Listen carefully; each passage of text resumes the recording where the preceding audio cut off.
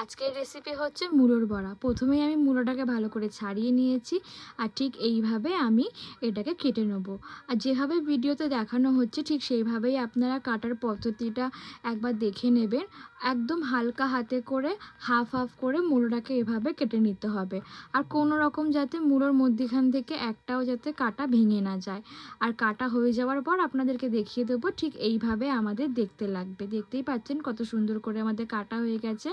এরপরে আমি মূলোটাকে একটুখানি নুন জলের মধ্যে ভিজিয়ে রাখবে। এতে কী হবে, মূলোটা নরম হবে।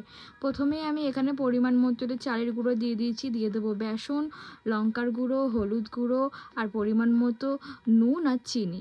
আর তারপরে আমি এর মধ্যে দিয়ে দিচ্ছি এক্সট্রা একটুখানি ভালো আরও যাতে খেতে ভালো লাগে তার জন্য দিয়ে দেবো এর মধ্যে 1 চামচ মতো পোস্ত। আর তারপরে দিয়ে দেবো এর মধ্যে আমি সামান্য একটুখানি খাবারের সোডা দিয়ে ভালো করে আমাদের এটাকে মিশিয়ে নিতে হবে। আর লেয়ারটা কিন্তু খুব বেশি আপনারা পাতলা করবেন না। আমি দেখিয়ে দেবো কিভাবে কতটা কিরাম থেকে এটাকে মেখে নিতে হবে।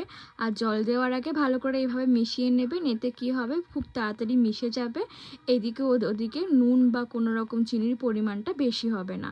আমি তেলটাকে কড়াইয়ের মধ্যে দিয়ে দিচ্ছিলাম। আমার দেখতেই পাচ্ছেন খুব একটা বেশি পাতলা হবে না, মোটা হবে না। এরপরে মূলোটা দেখতেই পাচ্ছেন কতটা তাড়াতাড়িভাবে নরম হয়ে গেছে।